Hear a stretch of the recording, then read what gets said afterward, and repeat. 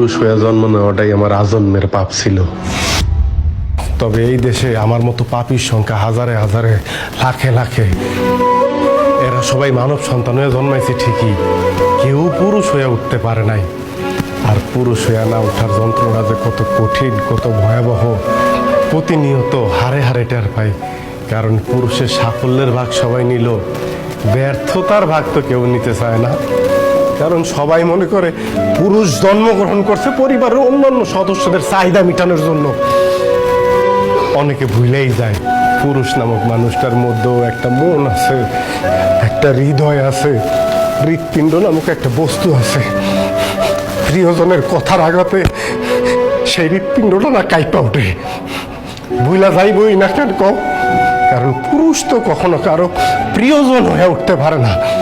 সব সময় পুরুষ প্রয়োজনই কাজে লাগে। জানো সোনিয়া, পুরুষ মানুষ সবসময় চোখ দিয়ে কান্না করে না, মুখ দিয়েও আর্তনাদ করে না।